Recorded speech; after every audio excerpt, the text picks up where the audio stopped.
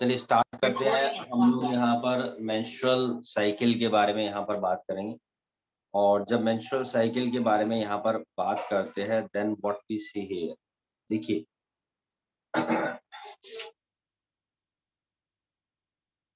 12th class का chapter number 3 है, जिसके अंदर हम टॉपिक पढ़ रहे हैं मेंस्ट्रुअल साइकिल का।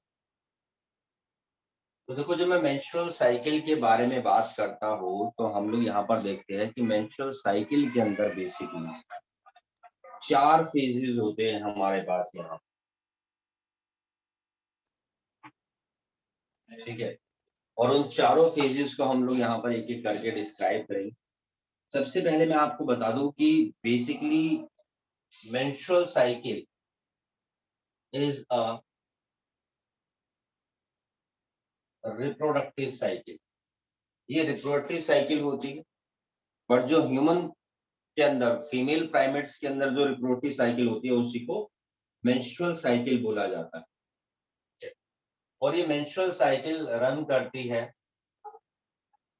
मेनार्ड से मीनोपॉज तक। मेनार्ड स्टार्ट होता है लगभग 11 to 13 ईयर्स की एज में, जब फर्स्ट मेंस्ट्रुअल साइकिल होती है, the beginning of menstrual cycle. और मीनोपॉज 45 to 50 ईयर्स, जब हमारे पास लास्ट मेंस्ट्रुअल साइकिल होती है, this is termed as the menopause. जो एवरेज साइकिल होती है, the menstrual cycle repeated at an internal interval of 28 से 29 डेज की मान के चलिए। लगभग मेंस्ट्रुअल साइकिल होती है 28-29 दिन की। और इसके अंदर टोटल 4 फेजेस होते हैं, एक एक करके उनके बारे में बात करते हैं। 4 फेज। देखिए, सबसे पहला फेज जो हमारे पास है यहाँ पर मेंस्ट्रुअल साइकिल के अंदर, वो आता है बच्चे menstrual phase. This is termed as the menstrual phase. अब देखिए, अगर मैं कोई चीज बोल रहा हूँ कि अगर वो कोई साइकिल है, तो साइकिल का मतलब क्या होता है यहाँ पर? साइकिल से मतलब है दिस इज द डे 1। ये चीज यहां से शुरू है और डे 28 या डे 29 यहाँ पर वो फिनिश हो रही है। तो जो प्रोसेस जहां से स्टार्ट हो रही है वहीं आकर के फिनिश हो रही है, this is called the cycle, menstrual cycle. जिसके अंदर फर्स्ट फेज हमारे पास मेंस्ट्रुअल फेज होता है, जिसके दौरान क्या होता है? Menstrual flow occurs. There is a menstrual flow occur. तो यहाँ पर बेसिकली मेंस्ट्रुअल फ्लो होता है हमारे पास फर्स्ट फेज के अंदर बेटा। ठीक है जी। तो सबसे पहले यहाँ पर मेंस्ट्रुअल फेज होता है, और हम लोग यहाँ पर देखते हैं कि ये जो टाइम पीरियड ड्यूरेशन होती है लगभग 3 to 5 डेज। इसका मतलब ये नहीं कि तीसरे से चौथे 5वें दिन तक, 3 to 5 डेज की ड्यूरेशन होती है। मान लीजिए डे 1 ये है, डे 2, डे 3, डे 4, 5, 6, है ना। यहाँ पर ये 14, 13, 12, 10, 9, 8, 7, 6, 5, 4। ठीक है, तो हम लोग यहाँ पर देखते हैं कि ये मेंस्ट्रुअल साइकिल है, और इसके अंदर डे 1 से लेकर के यानी 3 दिन का, लगभग 3 से 5 दिन की जो ड्यूरेशन होती है, 3 या फिर ज्यादा से ज्यादा 4, 1 2 3 यानी कि 3 दिन हो गए, 4 5 यानी कि 5 दिन, 3 से 5 दिन बेसिकली मेंस्ट्रुएशन चलती है, यानी कि मेंस्ट्रुअल फ्लो होता है। What happen during this phase? अब इस फेज के अंदर होता है क्या? देखिए, ये जो फेज है यहाँ तक, ठीक है ना, ये जो फेज है यहाँ तक, ये हमारा फर्स्ट फेज कंप्लीट हो गया, मेंस्ट्रुअल फ्लो हुआ है यहाँ पर। अब ये कैसे हुआ है? Due to the breakdown of endometrium layer of uterus and blood vessels. Endometrium and blood vessel, important point है। इस पॉइंट को लर्न रखिएगा, आप लोग याद रखिएगा कि मेंस्ट्रुअल फेज के अंदर एंडोमेट्रियम का ब्रेकडाउन हो रहा है, और ब्लड वेसल्स जो है हमारे पास वो ब्रेकडाउन होती है। ठीक है, लेकिन इसका रीजन क्या है, क्यों ऐसा होता है? ये गारंटेड हम देखते हैं कि हमारे अंदर, फीमेल के अंदर प्रेगनेंसी हार्मोन होता है। अगर मैं बोल रहा हूँ हमारे अंदर, यानी with respect to female primates की बात चल रही है, तो फीमेल के अंदर हम लोग क्या देखते हैं बेसिकली कि एंडोमेट्रियम, जो यूट्रस की इनर लेयर होती है, उसके अंदर यहाँ पर ब्रेकडाउन होता है due to the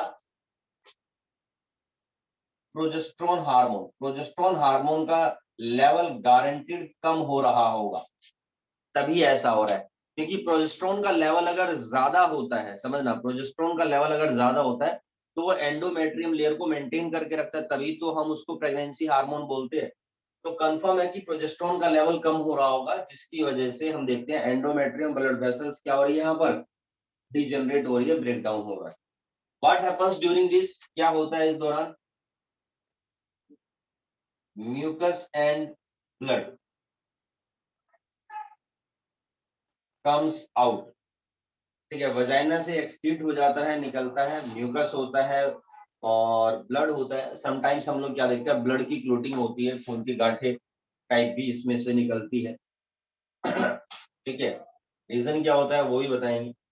it occurs only when ovum release, और ये कब हो रहा है? If there is no fertilisation. Menstrual cycle तभी होती है जब फर्टिलाइजेशन एग का नहीं होता है। अगर एग फर्टिलाइज हो जाता है तो मेंस्ट्रुअल साइकिल टेम्परेरी स्टॉप हो जाती है 9 मंथ्स के लिए, ड्यूरिंग गेस्टेशन पीरियड जो हमारे पास यहाँ पर होता है। तो इस दौरान कोई भी फर्टिलाइजेशन अगर नहीं होगा तो मेंस्ट्रुअल साइकिल कॉन्टिन्यूटी में चलती रहती है। तो lack of menstruation is the basically indication of pregnancy. बिल्कुल बिल्कुल बिल्कुल, जी हाँ। तो ये हमारा फर्स्ट फेज है, this is the menstrual phase, जो यहाँ पर मैंने कंप्लीट करके दिखाया है। चलिए,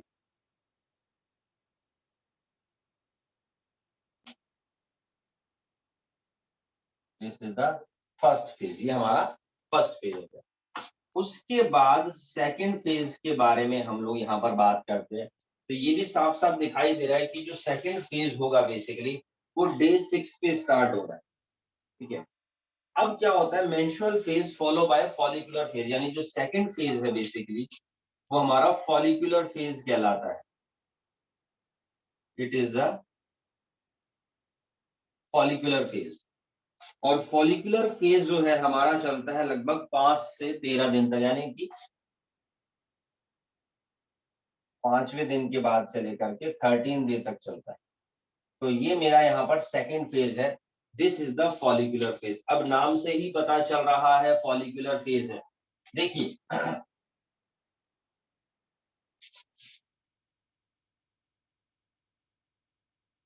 ये मेरे पास यहाँ पर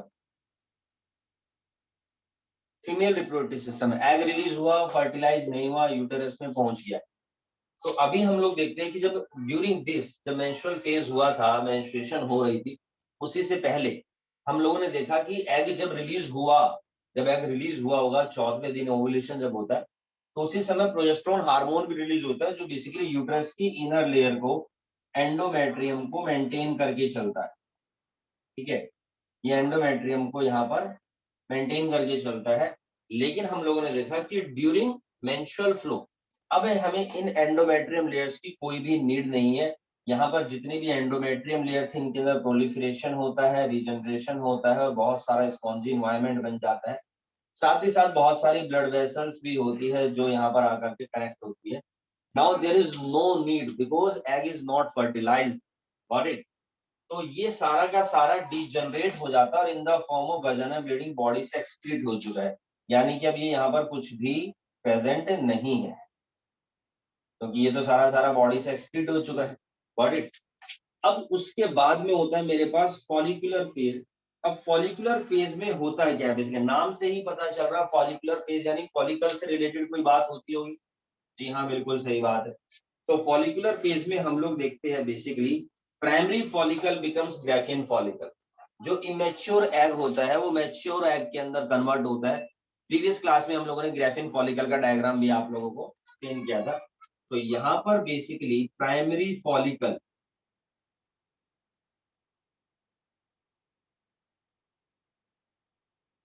कन्वर्ट होता है किसके अंदर बच्चों?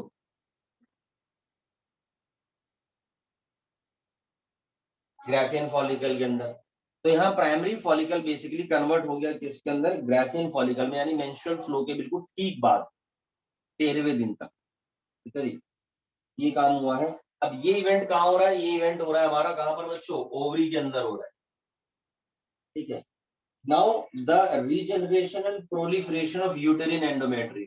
अब जब प्राइमरी फॉलिकल ग्राफियन फॉलिकल में कन्वर्ट हो रहा है तो यूट्रस की जो एंडोमेट्रियम लेयर्स थी जो डिजनरेट हो गई थी, there is a formation again takes.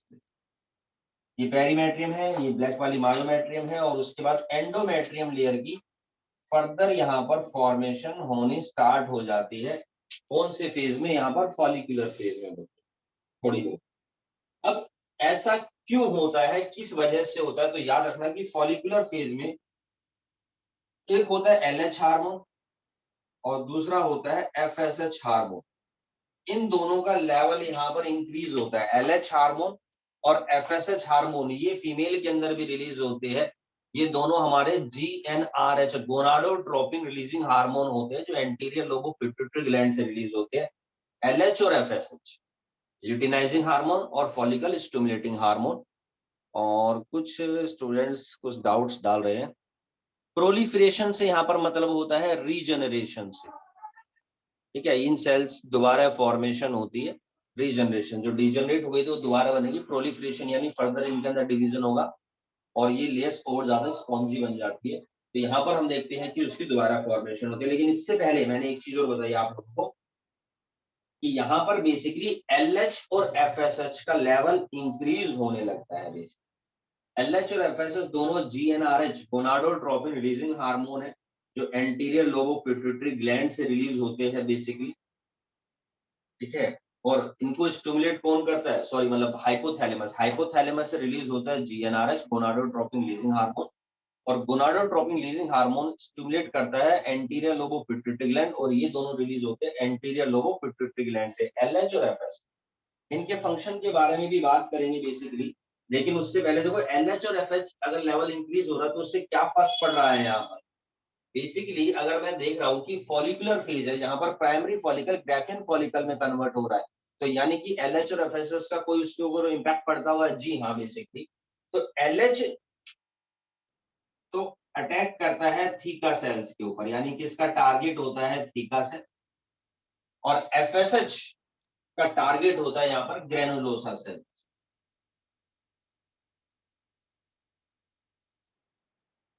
ठीक है, एलएच का टारगेट होता है थीका सेल्स और एफएसएच का टारगेट होता है यहाँ पर ग्रेनुलोसा सेल्स। यानी कि इन दोनों सेल्स के ऊपर हम देखते हैं यहाँ पर काम होता है बेसिकली थीका सेल्स और ग्रेनुलोसा सेल्स। अब इनका डिटेल फंक्शन हार्मोनल लेवल पे हम आपको बाद में बताएंगे। अभी मैंने आपको सिर्फ इतना बता दिया कि एलएच और एफएसएच का लेवल इंक्रीज होता है ग्रेजुअली इन फॉलिकुलर फेज के अंदर, और level of oestrogen also increase as it is secreted by growing follicle. Oh my God, देखो जब एलएच और एफएसएच रिलीज हुआ है, इनका अटैक ये होता है प्राइमरी फॉलिकल ग्राफियन फॉलिकल में कन्वर्ट हो गया है। तो मैं आपको बता दूं कि जो ग्राफियन फॉलिकल है, जो मैच्योर फॉलिकल है, वो भी रिलीज करता है यहाँ पर क्या बच्चों, एस्ट्रोजन रिलीज करता है।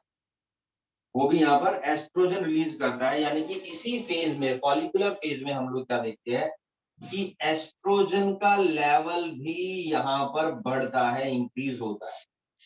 अब एस्ट्रोजन का लेवल जब इंक्रीज हो रहा है तो ये भी हार्मोनल स्टिमुलेशन के कारण है, जिसके बारे में मैं आपको हार्मोनल सिस्टम जब बताऊंगा with respect to menstrual cycle, तो उसके दौरान बताऊंगा कि क्यों एस्ट्रोजन का लेवल बढ़ा है। बेसिकली जो ग्रेनुलोसा सेल्स होती है वो भी एस्ट्रोजन रिलीज करती है, जो थीका सेल्स होती है वो भी एस्ट्रोजन रिलीज करती है, याद रखना ये चीज। तो यानी कि जब फ्लोरिकल हमारा ग्रो हो रहा है, मैं अगर बोल रहा हूँ कि ग्रोइंग फॉलिकल एस्ट्रोजन रिलीज कर रहा है, तो इसका मतलब ये है कि थीका सेल्स ने रिलीज किया है, ग्रेनुलोसा सेल्स ने भी एस्ट्रोजन रिलीज किया है यहाँ पर। ठीक है, और यहाँ पर हम देखते हैं कि जो ग्रोइंग फॉलिकल है वो भी एस्ट्रोजन की रिलीज में इंक्रीज में हेल्प कर रहा है, इसके थ्रू हो रहा है। और ये काम चलता है लगभग 5 to 13, यानी 5वें दिन के बाद से लेकर के 13वें दिन तक ये काम चलता है। तो ये होता है हमारे पास बच्चों follicular phase. This is all happened in follicular phase. ठीक है, चलिए ये फॉलिकुलर फेज में हो गया। उसके बाद 14th डे यानी ठीक 14वें दिन पर होता है जी ओवुलेटरी फेज। ठीक है।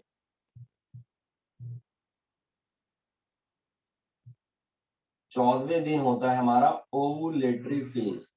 ओवुलेटरी फेज में क्या होता है, बेसिकली ओवुलेटरी फेज का मतलब होता है ओवुलेशन। ठीक है जी, जो थर्ड फेज है मेरे पास यहाँ पर,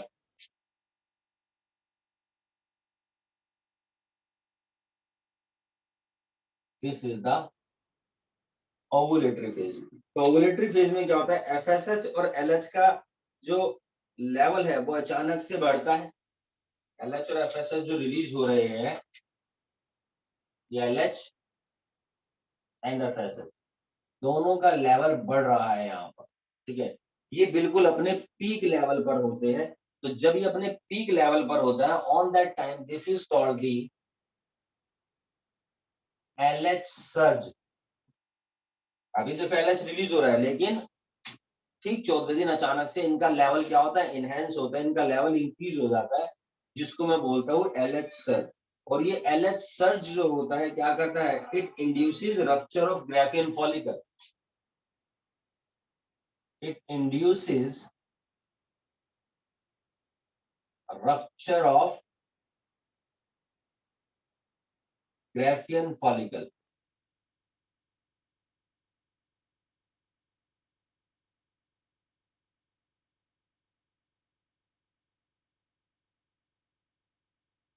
ठीक है, it induces rupture of Graafian follicle. तो ग्राफियन फॉलिकल यहाँ पर क्या हो गया, रप्चर्ड हो जाता है। ये देखिए, ये ओवरी है। ठीक है, ये यहाँ पर हमने क्या लिखा, ग्राफियन फॉलिकल आ जाता है, और ये एग यहाँ से रिलीज हो गया। अब ये एग यहाँ से रिलीज हुआ, इसको अटैच कर लेते हैं। तो ओवुलेशन में क्या हो रहा है, बेसिकली एग रिलीज हो रहा है, and release of ovum from the ovary, this is termed as ovulation. तो ये हमारा ओवुलेटरी फेज होता है, थर्ड फेज हो गया, ठीक 14।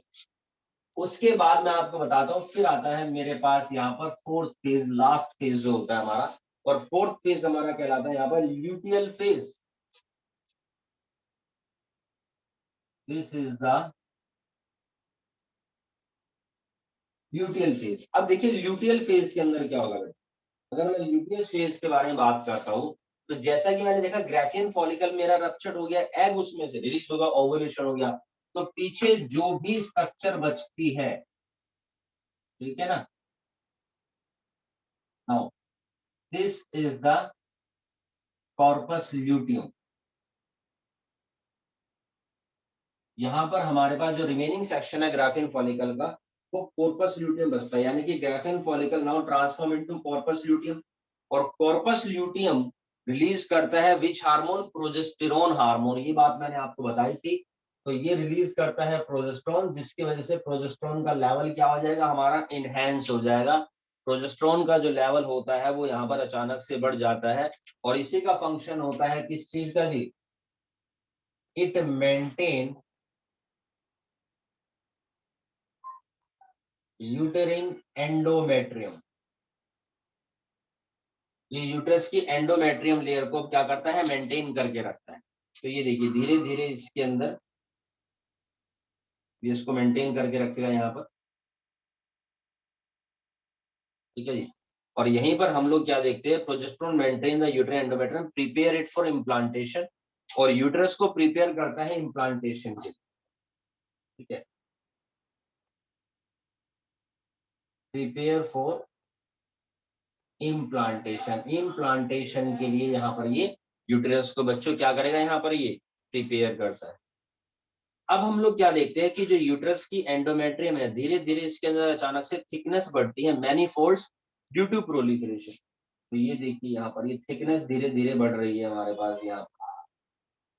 ठीक है, तो एंडोमेट्रियम थिकनेस इनहेंस, और ये सब प्रोजेस्टेरोन के कारण हो रहा है। There is a thickening of endometrium. Obvious सी बात है, इस लेयर के अंदर यहाँ पर प्रोलिफरेशन रीजनरेशन स्टार्ट हो रहा है, जिसकी वजह से मैं बात बोल रहा हूँ। तो thickness of uterine endometrium increase in many folds due to the proliferation, क्योंकि इसको इन्वायरमेंट क्रिएट करना है, स्पॉन्जी इन्वायरमेंट, किस चीज के लिए, इम्प्लांटेशन के लिए। अब यहाँ पर दो केस हो रही है कि एक तो एग फर्टिलाइज हो रहा है, और दूसरा एग फर्टिलाइज नहीं हो रहा है।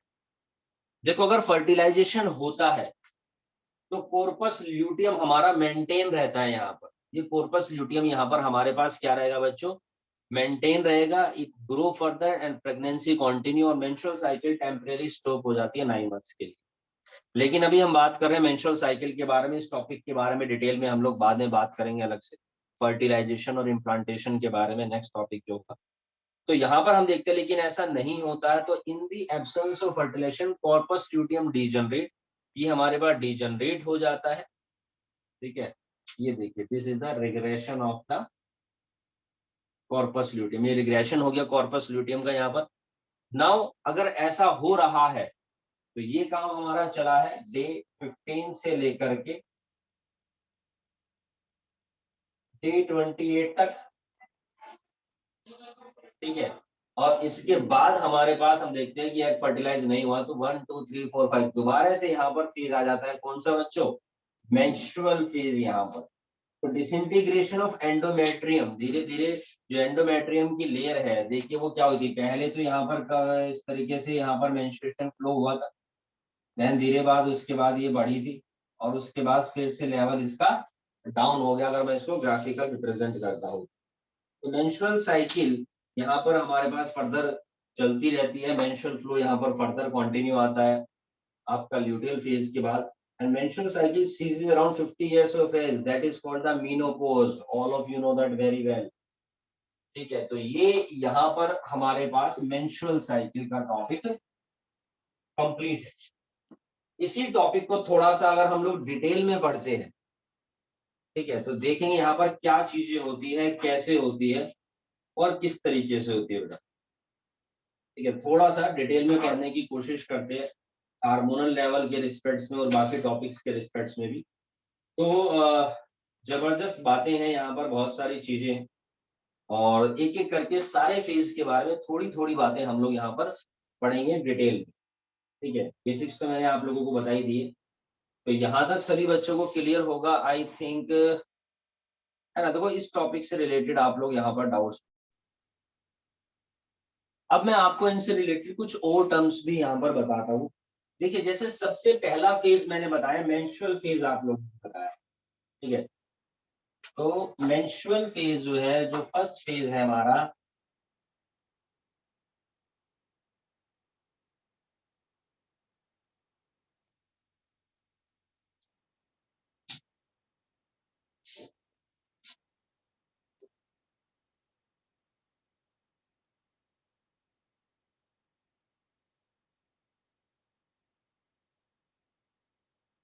तो ये स्पार्क बैच का टॉपिक है बेसिकली, बट मैं आप लोगों को बता रहा हूँ यहाँ पर। तो देखो मेंस्ट्रुअल फेज के बारे में अगर मैंने बात करी है तो टोटल ब्लड यहाँ पर जो डिस्चार्ज होता है, ब्लड डिस्चार्ज होता है, हमें पता है। तो यहाँ पर मेंस्ट्रुअल साइकिल के अंदर जो फर्स्ट फेज है मेंस्ट्रुअल फेज में, जो टोटल ब्लड डिस्चार्ज होता है वो 30 to 50 ml, याद रखना। टोटल ब्लड जो यहाँ पर डिस्चार्ज हुआ है वो 30 to 50 ml ब्लड यहाँ पर डिस्चार्ज हुआ है। 30 से 50 ml ब्लड यहाँ पर डिस्चार्ज होता है। और ब्लड जो होता है वो यूट्रस के अंदर बेसिकली जब आ रहा है, आप ये देखिए यहाँ पर ये ब्लड है। ठीक है, ये यहाँ पर अगर ब्लड है तो हम लोग ये भी तो बोल सकते हैं ना कि ये ब्लड यहाँ पर क्या हो जाएगा, क्लोट। तो बेसिकली ब्लड फॉर्म्स क्लॉट। आपको पता है चोट लग जाती है, खून निकल जाता है, पपड़ी जम जाती है, तो वहां पर ब्लड क्लोटिंग हो जाती है।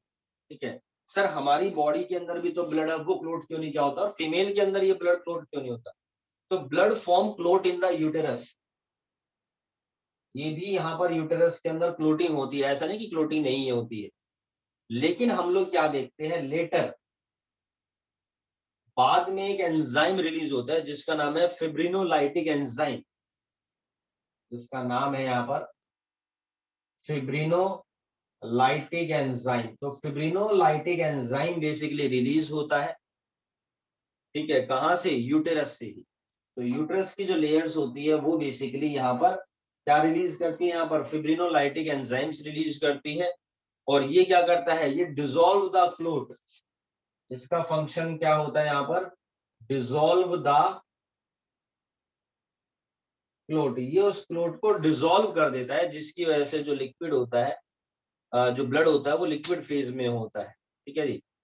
तो so the blood in the menses always remain in liquid state. जो ब्लड मेंसेस होती है, जैसे मैंने बताया ना कि कई बार समटाइम्स क्या होता है, ब्लड के टिश्यू जो है थोड़े से वो भी रिलीज होते हैं जेली फॉर्म में, लिक्विड फॉर्म में रिलीज नहीं होता है बार, लेकिन कई बार ना जेली जेली फॉर्म में भी रिलीज होता है। तो बॉडी के अंदर हार्मोनल डिसबैलेंस होने के कारण होता है, या हो सकता है कि क्लोटिंग जो हुई है वहां पर वो पूरी तरीके से डिसॉल्व ना हुई हो, समटाइम्स इट हैपेंड, है ना। तो इज इट पॉसिबल। तो यहाँ पर फिब्रिनोलाइटिक एंजाइम ब्लड क्लोट को बेसिकली डिसॉल्व करता है, सबसे पहली चीज। उसके बाद जैसे कि मैंने बताया अब आप लोगों को कि ये जो मेंस्ट्रुअल फेज होता है, ये जो हायर कैटेगरी के मैमल्स होते हैं उनके अंदर होता है। तो बेसिकली मेंस्ट्रुअल फेज किन किन ऑर्गेनिजम्स के अंदर होता है? प्राइमेट्स के अंदर तो होता है, लेकिन एंथ्रोपॉइड प्राइमेट्स के अंदर होता है। Basically it happened in anthropoid primate, ठीक है। अभी एंथ्रोपॉइड प्राइमेट्स में कौन आते हैं? वही मैंने बताया जो हायर कैटेगरी के मैमल्स है, जिसके अंदर आपके ह्यूमंस है, एप्स है, मोंकी है, ठीक है। तो ये एंथ्रोपॉइड प्राइमेट्स कहलाते हैं, यानी जो हायर कैटेगरी के मैमल्स होते हैं। बाकी हमारे पास फिर लोअर कैटेगरी के मैमल्स यहाँ पर अवेलेबल है। अब इसके अंदर एक चीज और भी होती है in this phase, menstrual phase के अंदर, ध्यान से सुनना कि in this phase the superficial 2/3 portion of the endometrium, जो हमारे पास एंडोमेट्रियम है उसका जो बाहर वाला पोर्शन, देखो अंदर की तरफ से है, बाहर की तरफ से है, जो स्पॉन्जी इन्वायरमेंट बना रही है ये। अभी तो यहाँ पर ये सिंपल डायग्राम है, जब हम आपको फर्टिलाइजेशन इम्प्लांटेशन बताएंगे तो इसका जूम डायग्राम भी बना करके दिखाएंगे। तो ये एंडोमेट्रियम लेयर है, तो ये वाली जो लेयर है ये हमारे पास जो सुपरफिशियल एंडोमेट्रियम लेयर्स है, तो इसका 2/3 पोर्शन जो होता है एंडोमेट्रियम का, उसको हम लोग यहाँ पर बोलते हैं stratum functionale. This is the stratum functionale. तो स्ट्रेटम फंक्शनेल हमारे पास 2/3 पोर्शन है इसका, यहाँ पर जो यहाँ पर प्रेजेंट। और इसका फंक्शन क्या होता है? Basically it's supplied with long coiled spiral arteries in shed. ये क्या करता है यहाँ पर? Supply long coiled spiral arteries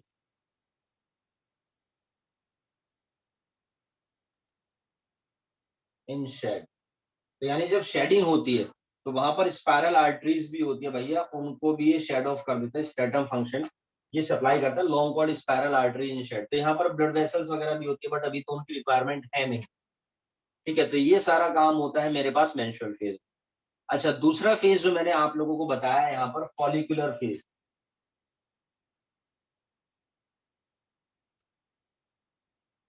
most important phase है, और मैं आपको बताऊं कि जो ज्यादातर क्वेश्चंस पूछे जाते हैं वो आपका स्पेसिफिक अगर एक फेज से पूछा जाएगा तो वो फॉलिकुलर फेज से पूछा जाता है। अब फॉलिकुलर फेज में क्या होता है, सबको पता है कि प्राइमरी फॉलिकल ग्राफिन फॉलिकल के अंदर कन्वर्ट होता है। सबसे पहली बात तो ये प्राइमरी फॉलिकल कन्वर्ट हुआ है यहाँ पर ग्राफिन फॉलिकल में, इस बात को हम दिमाग में रखेंगे। दूसरी चीज मुझे पता है कि एलएच और एफएसएच का लेवल भी यहाँ पर इंक्रीज हुआ है। उसके अलावा एंडोमेट्रियम लेयर भी यहाँ पर रीजनरेट होती है, ठीक है जी, प्रोलिफरेशन प्रोसेस के थ्रू, क्योंकि वो मेंसिस जो आपकी हट गई थी वो दोबारा से बनेगी। मैंने ये बताया प्रोलिफरेशन हो रहा है।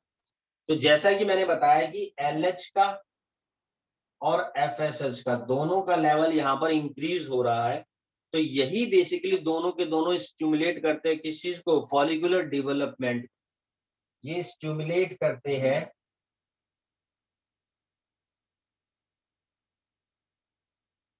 फॉलिकुलर डेवलपमेंट को, स्टिमुलेट करेंगे दोनों के दोनों, ठीक है। और उसके अलावा एंड सीक्रेशन ऑफ एस्ट्रोजन, हो यहाँ से साथ ही साथ एस्ट्रोजन का सीक्रेशन भी होता है। ये देखिए एस्ट्रोजन का लेवल यहाँ पर क्या हो रहा है? बढ़ रहा है, ठीक है। एस्ट्रोजन का लेवल यहाँ पर क्या हो रहा है बच्चों? एस्ट्रोजन का लेवल भी यहाँ पर बढ़ रहा है। और एस्ट्रोजन कहाँ से रिलीज हुआ है? बाय द ग्रोइंग फॉलिकल, ठीक है। अब यहाँ पर हम देखते हैं कि जो ग्रोइंग फॉलिकल है इसने एस्ट्रोजन रिलीज करा है। अब ये एस्ट्रोजन क्या करता है, दोबारा से सुनिएगा। अब ये जो एस्ट्रोजन का लेवल बढ़ गया है, यहाँ पर क्या हुआ है मेरे पास, एस्ट्रोजन का लेवल बढ़ गया है, जो LH और FSH के कारण फॉर्मेशन हुई हमारे पास ग्राफिन फॉलिकल, ग्रोइंग फॉलिकल, तो ये रिलीज करता है एक तो एस्ट्रोजन, एक तो ये भी एस्ट्रोजन रिलीज कर रहा है।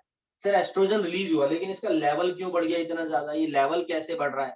तो देखो ये लेवल कैसे बढ़ता है, मैंने आपको बताया था, यहाँ पर देखो दो टारगेट है मेरे पास। एक थीका सेल है, LH का टारगेट यहाँ पर थीका सेल है, और FSH का टारगेट यहाँ पर ग्रेनुलोसा सेल्स है।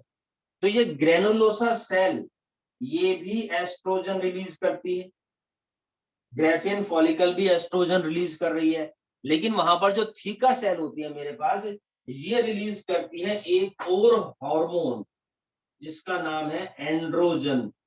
सर एंड्रोजन, एंड्रोजन तो टेस्टोस्टेरोन होता है जो मेल के अंदर होता है, बिल्कुल सेम वही हार्मोन यहाँ पर फीमेल के अंदर भी प्रेजेंट होता है जो हमारा एंड्रोजन है। लेकिन होता क्या है कि ये ग्रेनुलोसा सेल इस एंड्रोजन को कन्वर्ट कर देती है किसके अंदर, एस्ट्रोजन के अंदर दोबारा। ग्रेनुलोसा सेल एंड्रोजन को दोबारा से एस्ट्रोजन में कन्वर्ट करती है। तो देखो एक तो ग्रेनुलोसा सेल ने एस्ट्रोजन रिलीज करा, पहली चीज।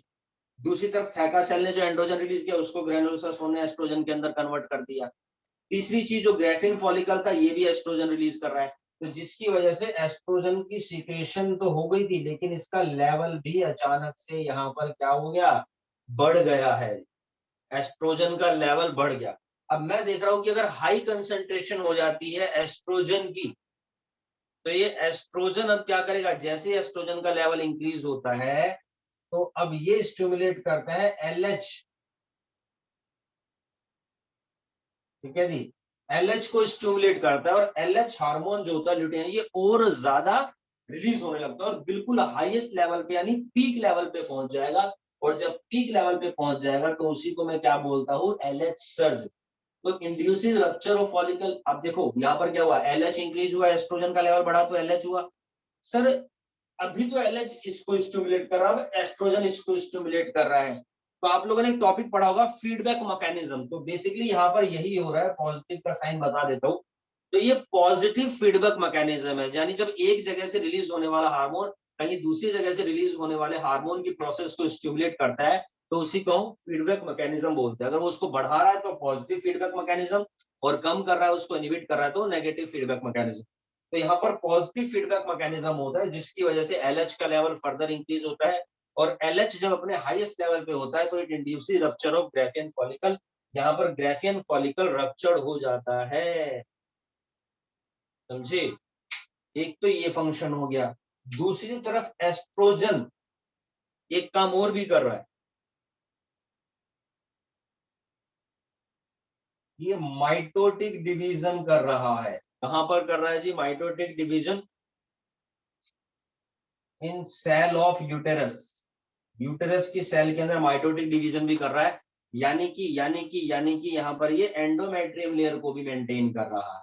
तो एंडोमेट्रियम लेयर के अंदर प्लोरिफिलेशन हो रहा है, साथ साथ LH सर्ज हो गया। It happened in follicular phase, ये काम हुआ है मेरे पास यहाँ पर फॉलिकुलर फेज के अंदर। बाकी ओवुलेशन के अंदर तो मैंने आप लोगों को यहाँ पर बता ही दिया है, ओवुलेशन के अंदर क्या क्या चीजें होती है। ओवुलेशन फेज से रिलेटेड एक चीज और भी, अगर आपसे कभी पूछा जाता है, देखो मेंस्ट्रुअल साइकिल जो होती है, रिप्रोडक्टिव साइकिल, वो हर किसी के अंदर सेम नहीं होती। मैं आपको बताऊं, ये स्पेसिफिक कोई डेट नहीं है, टाइम ड्यूरेशन नहीं है, ये नॉर्मल है 28 से 29 दिन। किसी किसी फीमेल के अंदर जो मेंस्ट्रुअल साइकिल की ड्यूरेशन होती है वो कम भी हो सकती है, 22 दिन की भी हो सकती है, और किसी किसी के अंदर उससे ज्यादा भी हो सकती है, 28 29 से 30 40 भी हो सकती है, 45 भी हो सकती है। तो ये अलग अलग ह्यूमंस का अलग अलग बॉडी सिस्टम होता है, बॉडी मैनेजमेंट होता है, हार्मोनल लेवल होता है, क्योंकि अलग अलग डाइट होती है तो हार्मोन्स का लेवल भी ऊपर नीचे होता है। जो नॉर्मल केस की बात बता रहा हूँ, ये अगर कोई डिसऑर्डर हो जाता है, डिसीज हो जाती है, तो फिर किसी के अंदर अगर मेंस्ट्रुअल साइकिल 28-29 दिन की है तो उसमें भी चेंजेस हो सकते हैं, है ना। मैंने बताया था, जैसे मान लीजिए आज कितनी तारीख है, आज 23 जून है, तो कोई फीमेल है उसकी जो मेंस्ट्रुअल डेट होती है वो 23 है, ठीक है। तो हो सकता है कि अगले मंथ भी वो 23 में होना चाहिए, 28-29, अब 29 दिन का पीरियड है, 30-31 का तो है नहीं यहाँ पर, है ना? तो 1-2 दिन आगे पीछे हो जाए कोई बड़ी बात नहीं है। 23 को है तो हो सकता है अगली बार 21 को हो जाए। लेकिन हो सकता है कि वो और आगे भी चली जाए, हो सकता है 23, 24, 25, 26, 27, 28 तक मेंस्ट्रुएशन ना हो। तो 2 केस हो सकते हैं, एक केस कि एग फर्टिलाइज़ हो गया हो, अगर ऐसा नहीं है तो दूसरा बॉडी में हार्मोनल चेंजेस हुए, जो मेंस्ट्रुएशन डेट्स है, वो आगे चली गई है। तो ये भी पॉसिबल है यहाँ पर। तो वो तो एक अलग केस है, लेकिन मैं कह रहा हूँ किसी के अंदर होती ही मेंस्ट्रुअल साइकिल जो है वो 22 दिन की है, किसी के अंदर 28 दिन की है महीने के हिसाब से, ठीक है? किसी के अंदर मैं कह रहा हूँ 40 दिन की है, 45 दिन की है, ओके। अगर ऐसा है, तो अगर अब हमें जानना है कि उसके अंदर डे ऑफ ओवुलेशन कौन-सा होगा, इसके अंदर एक चीज़ और मैं आपको बता दूँ, कि जैसे हमें पता है कि 14वें दिन एग रिलीज़ हो रहा है, ठीक है? तो एग रिलीज़ होने से 3, 4, 5 दिन पहले और एग रिलीज़ होने के 4-5 दिन बाद, ठीक है? अगर कोई भी कपल है, तो ये हमारा फर्टाइल पीरियड कहलाता है। यानी कि इस केस में इस ड्यूरेशन में सबसे ज्यादा चांसेस होते हैं एग के फर्टिलाइज होने के। एग के फर्टिलाइज होने के सबसे ज्यादा चांसेस होते हैं ओवुलेशन से 3-4 दिन पहले और 3-4 दिन बाद तक, ठीक है? यानी अगर कोई भी पार्टनर्स है, अगर वो एक्सपेक्ट कर रहे हैं बेबी के लिए, चाइल्ड के लिए, तो उन्हें इस पीरियड के दौरान ही कोइटस करना चाहिए, ठीक है? अगर मान लीजिए वो कोई बैरियर मेथड यूज नहीं करते और कोइटस होता है, तो उनको मेंस्ट्रुएशन साइकिल के ठीक 4-5 दिन का जो ड्यूरेशन होता है, 4 दिन का ड्यूरेशन, वो फॉलो करना चाहिए। यानी जिस दिन मेंस्ट्रुअल साइकिल स्टॉप हो गई, मेंस्ट्रुएशन सॉरी स्टॉप हो गया, मेंस्ट्रुअल साइकिल मेंस्ट्रुएशन में डिफरेंस होता है। मेंस्ट्रुएशन स्टॉप होता है उसके 3-4 दिन तक वो बहुत इजीली यहाँ पर कोइटस कर सकते हैं without using any barrier method, ठीक है? तो उस केस में एग के फर्टिलाइज होने के चांसेस 0.001% होते हैं। एक्सेप्शनल केस की बात तो भैया देखो कह नहीं सकते, लेकिन हाँ चांसेस बिल्कुल ना के बराबर है, ठीक है? 100 नहीं बोल रहा हूँ इसको, लेकिन हाँ 0.001% चांस है, यानी 99.99% चांस है कि एग फर्टिलाइज नहीं होता। तो ये मेरा इनफर्टाइल पीरियड कहलाता है यहाँ पर, और यहाँ वाला, और ये वाला मेरा फर्टाइल पीरियड कहलाता है। आप लोगों ने वो मूवी देखी होगी जिसमें अक्षय कुमार है, करीना कपूर है, नाम याद नहीं आ रहा। ओ ओ पता नहीं, जिसमें अ,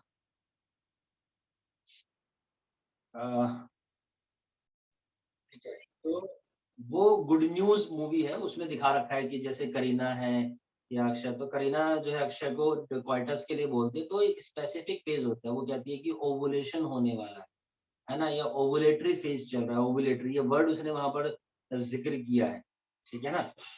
और उसी मूवी में एक सीन और भी था जब वो शायद इंडिया आ रहे होते हैं बाहर से, और ड्राइवर होता है वो भी कुछ बात कर रहा होता है इसी तरीके की, वो भी बताता है।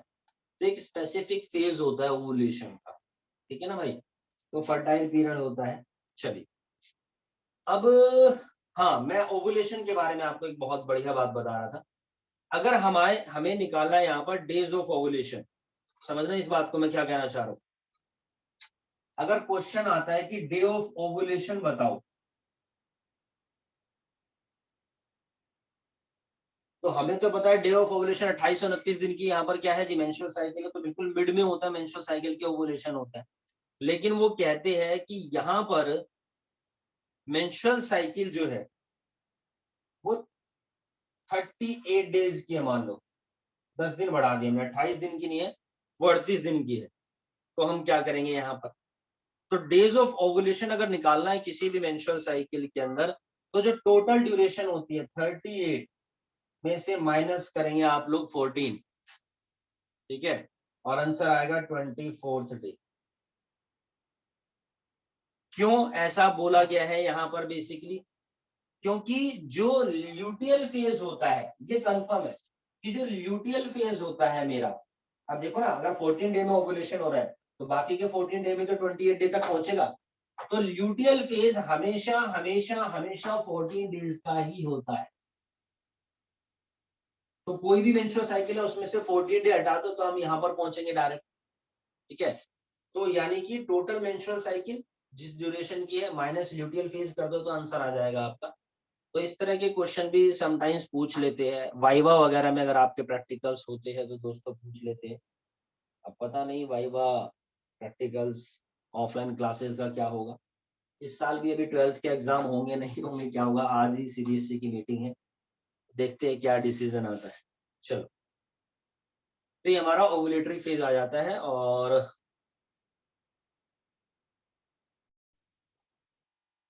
चलिए, तो उसके बाद जो मेरा फोर्थ फेज है, ल्यूटियल फेज है, जहां पर मैंने आप लोगों को बताया कि ल्यूटियल फेज के अंदर बेसिकली क्या हो रहा है।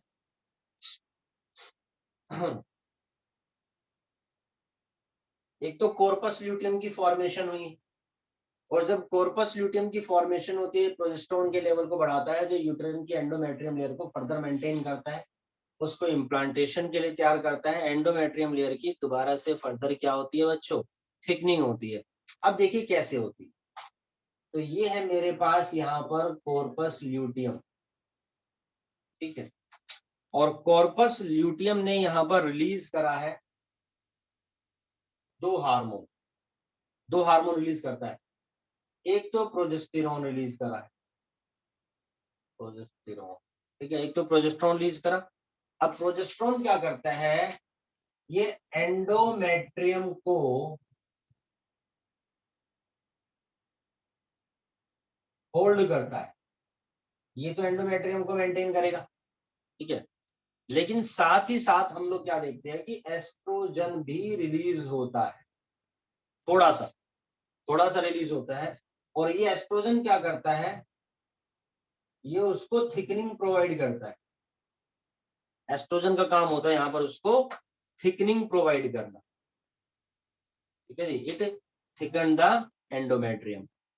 अच्छा, अब देखिए किस किस तरीके से काम होता है यहाँ पर। अभी जैसे मैंने बताया था कि यहाँ पर एलएच सर्ज हुआ फॉलिकल और ओवुलेटरी फेज में, और एलएच सर्ज के कारण it induce rupture of Graafian follicle. अब ग्राफियन फॉलिकल ही रिस्पॉन्सिबल होता है कॉर्पस ल्यूटियम बनाने के।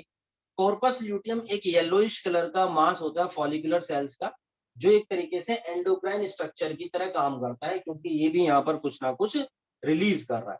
तो कॉर्पस ल्यूटियम ने यहाँ पर रिलीज करे हैं एस्ट्रोजन और प्रोजेस्टेरोन, दो हार्मोन रिलीज हो गए जो अपना अपना फंक्शन यहाँ पर परफॉर्म कर रहे हैं। लेकिन लेकिन लेकिन उसके अलावा oestrogen plus progesterone also inhibit, ये रोकते भी है, क्या इनहिबिट करते हैं भैया, LH और FSH। जो LH और FSH का लेवल इंक्रीज हो गया था, अब ये उसको क्या करते हैं यहाँ पर डाउन करते। It inhibit the secretion of LH and FSH, and this process prevent the development of new follicle during luteal phase। luteal phase के अंदर कोई भी नया फॉलिकल का फॉर्मेशन ना हो, क्योंकि ओवुलेशन तो हो चुका, ओवुलेशन हो चुका है, एग रिलीज हो चुका है, यहाँ पर हमने देखा। अब सिस्टम क्या चाहेगा, चल भाई एक एग निकल गया, अब दूसरे एग को निकालने की तैयारी करो, उसको मैच्योर करो। तो लेकिन वो उसकी मैच्योरिटी को रोक के रखता है कि भैया अगर मान लो यहाँ पर एग फर्टिलाइज हो गया होगा तो फिर हमें क्या करना है यहाँ पर, अभी तो सब यहाँ पर सारा सिस्टम मेंटेन है, अभी तो प्रेगनेंसी के लिए तैयार कर रहे हैं, तो दूसरा एग ना भेजे सिस्टम। लेकिन लेकिन लेकिन अगर वो भेज देता है तो दिक्कत हो जाती है, ठीक है ना। तो इसीलिए क्या करता है, ये LH और FSH के लेवल को क्या करता है, डिक्रीज करता है, इनहिबिट करता है। और जैसे ही LH और FSH का लेवल डिक्रीज होता है, तो इसकी वजह से अब क्या होता है यहाँ पर, है भाई, causes of degeneration of corpus luteum. Corpus luteum degenerate हो जाएगा, क्योंकि अब फर्टिलाइज नहीं हुआ है। अगर फर्टिलाइज हो जाता है तब तो हम लोग यहाँ पर देखते हैं क्या होगा, ये मेंटेन रहता है, कॉर्पस ल्यूटियम मेंटेन रहेगा, और यहाँ पर LH FSH का कोई काम नहीं होता है, ठीक है, सिर्फ उनको इंड्यूस कर दिया आगे के फॉलिकल को रोकने के लिए। लेकिन नाउ इन ल्यूटियल फेज अगर LH और FSH का लेवल डिक्रीज होता है, तो therefore decrease of LH causes the degeneration of corpus luteum। इसी की वजह से डीजेनरेशन ऑफ कॉर्पस ल्यूटियम, यहाँ पर कॉर्पस ल्यूटियम का डीजेनरेशन हो जाएगा, और कॉर्पस ल्यूटियम का डीजेनरेशन होगा तो प्रोजेस्टेरोन का लेवल भी डिक्रीज हो जाएगा, और प्रोजेस्टेरोन का लेवल डिक्रीज हो जाएगा तो हम देखे कि फर्स्ट फेज जो है मेंस्ट्रुअल फेज हमारे पास यहाँ पर दोबारा से आ जाएगा। There is again starting of menstrual phase, ठीक है, मेंस्ट्रुअल फेज दोबारा से स्टार्ट हो जाता है। So this is all about the menstrual cycle. ये बातें menstrual cycle के बारे में है। अभी देखो मैंने बहुत सारी बातें बताई, लेकिन only and only hormonal system सिर्फ मेंस्ट्रुअल साइकिल का, वो भी मैं आप लोगों को एक्सप्लेन दूंगा, जहां पर इस बार सिर्फ हार्मोनल सिस्टम के बारे में बात होगी। इससे पहले कुछ और बातें देखो, समटाइम्स क्या होता है, जैसे आपने सुना होगा कि कुछ कुछ फीमेल्स होती है तो मेंस्ट्रुअल साइकिल को वो जानबूझ के पोस्टपोन करती है। मान लीजिए कोई रिलीजियस फंक्शन है ना, या कोई स्पोर्ट्स एक्टिविटी है या कुछ भी इस तरह की चीजें, तो ड्यूरिंग दिस या कहीं ट्रैवलिंग पे जाना हो तो मेंस्ट्रुअल साइकिल को स्टॉप किया जा सकता है या पोस्टपोन किया जा सकता है, सॉरी स्टॉप बोलो, पोस्टपोन किया जा सकता है। मान लीजिए किसी की मेंस्ट्रुअल साइकिल डेट 23rd की है, तो उसको 5 दिन 7 दिन आगे खिसकाया जा सकता है। तो उसके लिए मार्केट में मेडिसिन आती है जिसके अंदर हाई कंटेंट ऑफ प्रोजेस्टेरोन होता है, प्रोजेस्टेरोन स्टिमुलेटिंग कंटेंट होता है। तो मेडिसिन लेने प्रोजेस्टेरोन का लेवल मेंटेन रहता है, तो जिसकी वजह से मेंस्ट्रुअल साइकिल जो एंडोमेट्रियम, देखो यहाँ पर प्रोजेस्टेरोन का लेवल डाउन हो रहा है, वो डाउन होगा ही नहीं, मेंस्ट्रुअल किया जाता है तो लास्ट फेज में डाउन नहीं होता है। जब मेंस्ट्रुअल साइकिल आने वाली होती है, डेट्स आने वाली होती है, उससे 1-2 दिन पहले से लेना स्टार्ट कर देते हैं, डेली एक गोली लेनी, ठीक है। तो वो उसको पोस्टपोन किया, तो high level of progesterone maintain the endometrium layer को वो मेंटेन करता है, ठीक है। एक तो ये बात है। दूसरी चीज, एक तो ये menstrual cycle, sorry reproductive cycle दो तरीके की होती है, एक मेंस्ट्रुअल साइकिल जो प्राइमेट्स में होती है और एक नॉन प्राइमेट्स के अंदर होती है जो हमारी ऑयस्ट्रस साइकिल भी कहलाती है, जो मैंने बताया लोअर कैटेगरी के मैमल्स में होती है, उसी को एस्ट्रस साइकिल ही बोलते हैं। स्पेलिंग का फर्क है और कोई भी दिक्कत नहीं। तो no menstruation at the end of the oestrus cycle, और वहां पर हम लोग क्या देखते हैं कि उनके अंदर एक चीज होती है कि एस्ट्रोजन का लेवल जो होता है बहुत ज्यादा हाई है। एस्ट्रोजन का लेवल बहुत ज्यादा हाई होता है। वो एस्ट्रोजन का लेवल जो होता है उन एनिमल्स के अंदर एक सेक्सुअल अर्ज क्रिएट करता है, एक सेक्सुअल अर्ज वहां पर जगाता है, और उस टाइम पीरियड को हम बोलते हैं पीरियड ऑफ हीट। जैसे आपने सुना कुछ कोई एनिमल्स होते हैं, अब वो मान लीजिए जो पोलर बियर्स है, ठीक है, समझना, या आपने टीवी में भी देखा होगा डिस्कवरी वगैरह पे एनिमल्स के बारे में, तो 5 या 6 महीने तो वो सोते हैं जो हाइबरनेशन में होते हैं। समझना, पोलर बियर के बारे में बात कर रहा हूं। तो 5 या 6 महीने तो वो सोते हैं और बाकी के 6 महीने में 2 ही काम करते हैं, एक रिप्रोडक्शन और दूसरा खाने की तलाश। तो वो जो 6 महीने रेस्ट ऑफ द जो बचे हुए जहाँ पर रिप्रोडक्शन या खाने की तलाश, तो उस रिप्रोडक्शन के दौरान क्या होता है, उनके अंदर एस्ट्रोजन का लेवल बहुत ज्यादा हाई होता है, तो सेक्सुअल अर्ज क्रिएट होती है, ठीक है, जिसको हम बोलते हैं पीरियड ऑफ हीट बोलते हैं, ठीक है जी। तो एस्ट्रस साइकिल जो होती है वो, अब इनका एक स्पेसिफिक सीजन होता है। मैंने बताया था आपको, एक तो होते हैं कंटिन्यूअस ब्रीडर्स होते हैं, सीजनल ब्रीडर्स होते हैं। हम लोग कंटिन्यूअस ब्रीडर्स होते हैं और जो इस तरह के एनिमल्स हैं वो सीजनल ब्रीडर्स है। जैसे और भी दिखाया हुआ, तो पोलर बियर के बाद बारे में बताइए, डिस्कवरी पे आपने देखा होगा कि अलग अलग एनिमल्स का अलग अलग जो है मेटिंग का टाइम होता है, बेसिकली, है ना, ये इनकी मेटिंग का टाइम है, तो बताते हैं। तो हम लोग वहां पर वही चीज आप लोगों को बता रहे हैं कि जो एस्ट्रस साइकिल होती है वो उनके अंदर नॉन ब्रीडिंग जो सीजन होता है उसके अंदर सस्पेंडेड रहती है, और नॉन ब्रीडिंग सीजन को बोलते हैं एनेस्ट्रम, ठीक है जी। एनेस्ट्रम यानी कि नॉन ब्रीडिंग सीजन,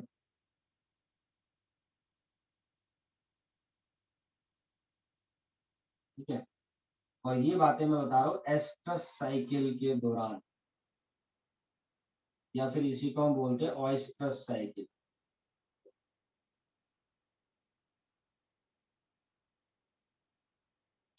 ठीक है, इसी को हम बोलते हैं oestrus cycle. So these are some golden points respect to menstrual cycle and oestrus cycle. और अब मैं आपको बताता हूँ with respect to hormonal system, सिर्फ हार्मोनल सिस्टम के बारे में। चलिए देखिए, तो यहाँ पर मैं आप लोगों को बता रहा हूँ hormonal system with respect to the menstrual cycle के रिस्पेक्ट में हार्मोनल सिस्टम किस तरीके से हार्मोनल कंट्रोल होता है। तो सबसे पहले मेरे पास यहाँ पर प्रेजेंट है बच्चों हाइपोथैलेमस, जो हमारे ब्रेन में प्रेजेंट होता है, मिड ब्रेन में। और हाइपोथैलेमस से रिलीज होते हैं GnRH, gonadotropin releasing hormone. Gonads यानी कि जो सेक्स ऑर्गन्स होते हैं, तो वहीं पर सेक्स हार्मोन्स का भी जिक्र होगा, भी वो भी रिलीज होंगे विद रिस्पेक्ट टू फीमेल। तो हाइपोथैलेमस में से स्टिमुलेट हुआ GnRH, और GnRH स्टिमुलेट करता है anterior lobe of pituitary gland. और anterior lobe of pituitary gland से हमारे पास 2 हार्मोन रिलीज होते हैं। यहाँ पर एक LH रिलीज हुआ है, ल्यूटिनाइजिंग हार्मोन, और दूसरा FSH रिलीज हुआ है, follicle stimulating hormone. LH target करता है थीका सेल्स को, और FSH स्टिमुलेट करता है ग्रेनुलोसा सेल्स को। अब थीका सेल रिलीज करती है एंड्रोजन। क्या? एंड्रोजन। सर वो तो मेल में प्रेजेंट होता है। भैया फीमेल के अंदर भी एंड्रोजन रिलीज होता है लाइक मेल, और इधर लेकिन करता होता क्या, जो ग्रेनुलोसा सेल थी वो इस एंड्रोजन को कन्वर्ट कर देती है एस्ट्रोजन के अंदर। ठीक। दूसरी तरफ ग्रेनुलोसा सेल रिलीज क्या करती है? एस्ट्रोजन रिलीज करती है। तो जब दोनों तरफ से एस्ट्रोजन रिलीज हुआ है, तो यही जो एस्ट्रोजन होता है अभी रिलीज तो हुआ है, लेकिन इनकी कंसंट्रेशन काफी कम है। क्यों? क्योंकि यहाँ से बहुत थोड़ा सा रिलीज हुआ है एंड्रोजन, और दूसरी ग्रेनुलोसा सेल्स की मेरे पास अभी तक सिर्फ एक ही लेयर है। ठीक है, तो ग्रेनुलोसा सेल्स ही अगर एस्ट्रोजन रिलीज कर रही है तो अभी सिंगल लेयर है। आपको पता है कि ग्रेनुलोसा सेल्स बढ़ती चली जाती है, उनकी लेयर्स, मोर लेयर्स बनती है during the process of oogenesis। तो अभी मैं देखता हूँ कि सिंगल लेयर है तो एस्ट्रोजन रिलीज होता है, लेकिन अभी एस्ट्रोजन का लेवल कम है। तो low concentration of oestrogen it gives negative feedback mechanism to LH. तो यहाँ पर एक नेगेटिव फीडबैक मैकेनिज्म क्रिएट करती है। फीडबैक मैकेनिज्म का मतलब होता है एक जगह से रिलीज होने वाला हार्मोन दूसरे सिस्टम में से रिलीज होने वाले हार्मोन के रेट को रेगुलेट करता है, स्टिमुलेट करता है कि वो कम होगा या ज्यादा होगा। अगर ज्यादा रिलीज करवाता है वो पॉजिटिव फीडबैक मैकेनिज्म कहलाता है, अगर वो कम रिलीज करवाता है तो वो नेगेटिव फीडबैक मैकेनिज्म कहलाता है। तो यहाँ पर हम लोग क्या देखते हैं, नेगेटिव फीडबैक मैकेनिज्म होगा एलएच। देखो एस्ट्रोजन की कंसंट्रेशन लो है, एस्ट्रोजन की कंसंट्रेशन लो, तो नेगेटिव फीडबैक मैकेनिज्म और क्या रिलीज होगा? एलएच हार्मोन, यानी कि ल्यूटिनाइजिंग हार्मोन यहाँ पर रिलीज। अब लेकिन हम देखते हैं कि जैसे जैसे ग्रेनुलोसा सेल्स की लेयर्स बढ़ती चली जाएंगी, क्योंकि ग्रेनुलोसा सेल्स जो होता है वो स्टिमुलेट करता है oogenesis प्रोसेस को भी। ड्यूरिंग oogenesis ग्रेनुलोसा सेल्स की लेवल बढ़ी, यानी कि एस्ट्रोजन का जो लेवल है वो भी मेरे पास यहाँ पर इनहेंस हो गया, बढ़ गया। तो जब हाई कंसंट्रेशन ऑफ एस्ट्रोजन हो जाती है तो अब क्या होगा? Positive feedback mechanism to LH. अगर एस्ट्रोजन ज्यादा है और वो पॉजिटिव फीडबैक मैकेनिज्म दे रहा है तो ज्यादा एस्ट्रोजन तो ज्यादा एलएच, बिल्कुल सही बात है। तो अगर हाई कंसंट्रेशन ऑफ एस्ट्रोजन होती है तो एलएच की कंसंट्रेशन भी यहाँ पर बढ़ जाएगी, यहाँ पर एलएच का लेवल बढ़ जाएगा। तो जैसे ही एस्ट्रोजन का लेवल इंक्रीज होता है एलएच का लेवल भी इंक्रीज होता है, और अगर एलएच का लेवल इंक्रीज हो रहा है तो इसी जगह हम इसको बोलते हैं एलएच सर्ज। और जब एलएच सर्ज होता है तो उस समय मैच्योर फॉलिकल रप्चर हो जाता है और उसमें से एग रिलीज होता है, ओवम रिलीज होता है, यानी कि ओवुलेशन होता है। अब हमने क्या देखा कि जब ऐसा हो रहा है तो सेकेंडरी oocyte, ठीक है, जो सेकेंडरी oocyte था जो मेटाफेज 2 में जिसका डिवीजन आकर के सस्पेंड था वो रिलीज हो गया, and after releasing it, release होने के बाद अब मेरे पास क्या होता है कि जो थैका सेल्स है, ग्रेनुलोसा सेल्स है, खाली कंटेनर बच गया, ये कन्वर्ट हो जाता है किसके अंदर? कॉर्पस ल्यूटियम के अंदर कन्वर्ट हो जाएगा, जो रिमेनिंग पार्ट होता है। अब कॉर्पस ल्यूटियम अगर एग फर्टिलाइज हो रहा है या अभी होगा या नहीं होगा अभी तो पता नहीं है, लेकिन रिलीज करता है प्रोजेस्टेरोन और एस्ट्रोजन। ठीक। अब प्रोजेस्टेरोन और एस्ट्रोजन जब इंक्रीज होता है, ये रिलीज हुआ, तो ये प्रेगनेंसी को मेंटेन करने के लिए यहाँ पर काम करता है कि भैया प्रेगनेंसी मेंटेन रहे, एंडोमेट्रियम लेयर को मेंटेन करने का काम है। अब लेकिन हम लोग क्या देखते हैं, उसी समय जब आपको पता है कि ये दोनों हार्मोन्स यहाँ पर एक साथ रिलीज होते हैं, समझे, तो यहीं पर हम देखते हैं कि इनहिबिन हार्मोन भी रिलीज हुआ है। ठीक है, यहाँ पर एक इनहिबिन हार्मोन भी, यहाँ पर क्या हुआ बच्चों, एक इनहिबिन हार्मोन भी रिलीज होता है। तो जब ये दोनों हार्मोन एक साथ रिलीज होते हैं तो नेगेटिव फीडबैक मैकेनिज्म करेंगे और जीएनआरएच का लेवल कम कर देते हैं। नेगेटिव फीडबैक मैकेनिज्म किस पे करते हैं? जीएनआरएच, गोनाडोट्रोपिन रिलीजिंग हार्मोन के ऊपर। ठीक है, नेगेटिव फीडबैक मैकेनिज्म क्रिएट करेंगे जिसकी वजह से क्या होता है, इनहिबिन जो रिलीज हुआ inhibit the FSH level, in FSH का लेवल वो डाउन कर देते हैं। So now both and LH and FSH reduce, और अगर ये इनहिबिट कर देते हैं यहाँ पर corpus luteum also secret inhibit, जो इनहिबिट करता है एफएसएच को, तो अगर एफएसएच का लेवल डाउन होगा तो फर्दर मेंस्ट्रुएशन हमारे पास यहाँ पर स्टार्ट हो जाती है, जो मेंस्ट्रुएशन फेज है। क्योंकि मैंने आपको बताया था कि जब हमारा ल्यूटियल फेज में एलएच और एफएसएच का लेवल डिक्रीज होता है तो डीजनरेशन हो जाता है किसका? कॉर्पस ल्यूटियम का। और कॉर्पस ल्यूटियम अगर एफएसएच का लेवल डाउन है, समझना, एलएच का लेवल डाउन है, ठीक है, तो ये अब क्या करते हैं यहाँ पर, ये कॉर्पस ल्यूटियम को डीजनरेट कर देंगे। और कॉर्पस ल्यूटियम अगर डीजनरेट होगा, now there is no progesterone hormone, no oestrogen hormone, तो इसका मतलब मेंस्ट्रुएशन फ्लो अगेन अगर तो मेंस्ट्रुएशन फ्लो जो होता है हमारा यहाँ पर स्टार्ट हो जाता है। तो हम लोगों ने देखा कि यहाँ पर ये हार्मोनल कंट्रोल किस तरीके से होता है। और इससे ये भी समझ में आया। अब देखो स्पेसिफिक क्वेश्चन कैसे आते हैं। आपसे पूछा जाएगा कि what happened in day 30, direct आपसे पूछा जाएगा, तो आप लिखेंगे कि LH पीक, यहाँ पर क्या होता है, LH अपने पीक लेवल पर होता है यहाँ पर, और प्राइमरी oocyte जो होता है हमारे पास, स्टिमुलेट प्राइमरी oocyte को स्टिमुलेट करता है to complete meiosis 1, and secondary oocyte पहुंच जाता है मियोसिस 2 में पहुंच जाता है हमारे पास यहाँ। ठीक है, जो LH सर्ज होती है, ये प्रोसेस लगभग 9 से 10 घंटे में हो जाती है। 9 से 10 घंटे तक LH का जो लेवल होता है काफी ज्यादा हाई रहता है, जिसके दौरान मेंस्ट्रुएशन फ्लो होता है। डे 14 में क्या होगा आपसे पूछा जाएगा,